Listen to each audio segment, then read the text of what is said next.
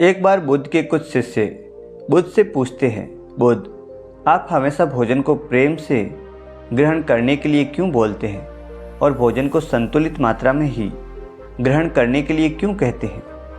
क्या अगर हम उस भोजन को प्रेम से ग्रहण नहीं करेंगे तो क्या वह भोजन नहीं रहेगा, या फिर अगर हम भोजन को ज़्यादा मात्रा में ग्रहण करेंगे तो क्या वह इसका कार्य नहीं करेगा?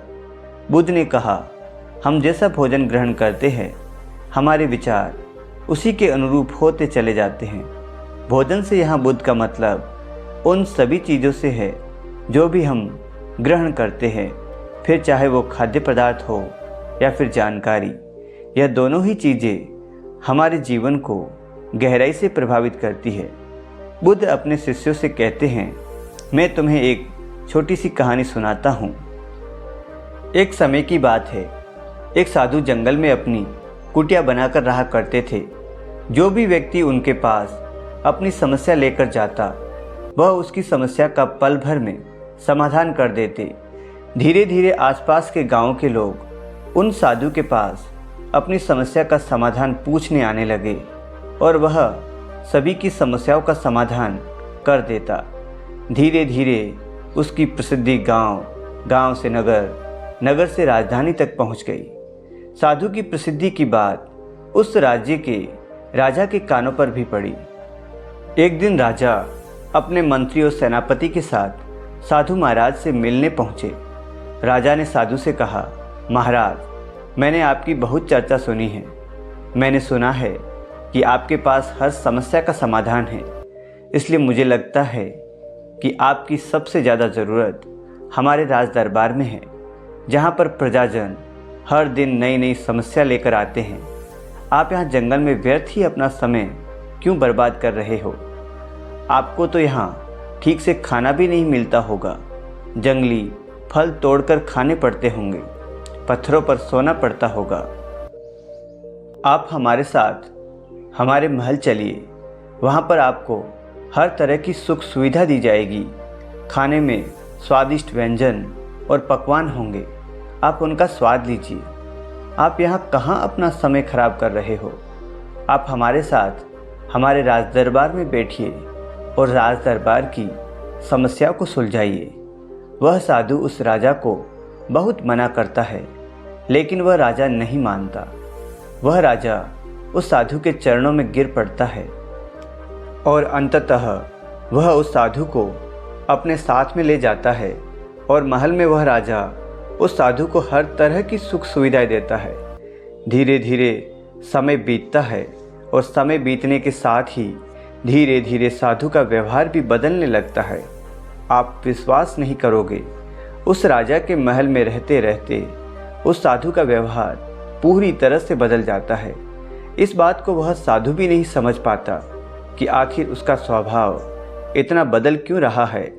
फिर एक दिन अचानक ही साधु मौका पाकर उस महल से भाग जाता है, लेकिन वह अपने साथ कुछ कीमती सामान लेकर भागता है, जिसमें रानी का हार, हीरे जवाहरात और कुछ कीमती मोहरें होती है। जब राजा को साधु की चोरी का पता चलता है तो वह अपने सिपाही उसके पीछे भेज देता है।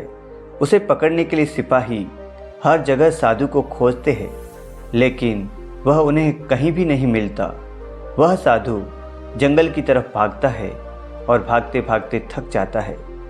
तब जंगल के बीचों बीच जाकर एक पेड़ के नीचे बैठ जाता है।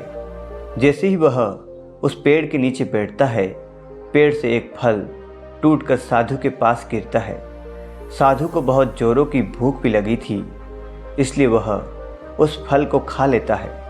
वह फल एक औषधि होती है जो कि पेट में जाने के बाद उसे बीमार कर देती है।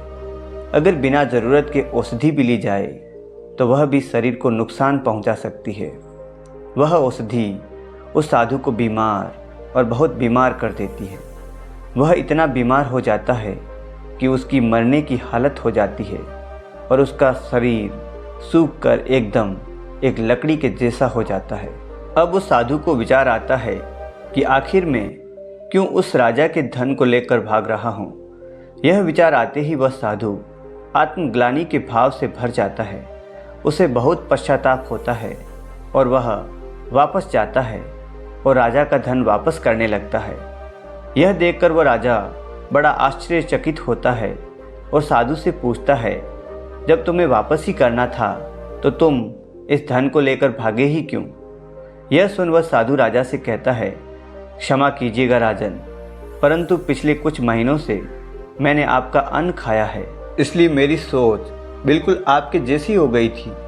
वह तो भला हो उस वृक्ष का जिसने मुझे वह औषधि वाला फल दे दिया, जिसे खाने से मेरा शरीर बीमार पड़ गया और आपका जितना भी मैंने खाया था वह सब उस बीमारी में निकल गया। और तब मुझे होश आया कि मैं कितना गलत कर रहा था। वो राजा से कहता है, आपका जितना भी धन है वह आपने मेहनत करके नहीं कमाया, या तो उसे आपने छीना है या फिर वसूल किया है। इसलिए इस धन के सेवन ने मेरी बुद्धि को भ्रष्ट कर दिया था। कहानी खत्म करने के बाद बुद्ध अपने शिष्यों से कहते हैं, जो भी हम ग्रहण करते हैं वही हमारे भविष्य को निर्धारित करता है। इसलिए मैं आप सबसे कहना चाहता हूँ कि कुछ भी ग्रहण करने से पहले इस चीज़ को ज़रूर देखें कि जिसे आप ग्रहण करने जा रहे हैं वह कहाँ से आता है। क्या वह पाप से आता है? क्या वह क्रोध से आता है? क्या वह ईर्ष्या से आता है? या फिर वह प्रेम से आता है? क्योंकि जो भी आप अपने भीतर ग्रहण करते हैं, चाहे वह भोजन हो या फिर विचार, यह दोनों ही तय करते हैं कि आपका भविष्य कैसा होगा। दोस्तों, आशा करता हूँ कि यह कहानी आपको बहुत अच्छी लगी होगी। अगर अच्छी लगी है तो वीडियो को लाइक और चैनल को सब्सक्राइब ज़रूर कर दीजिएगा। धन्यवाद।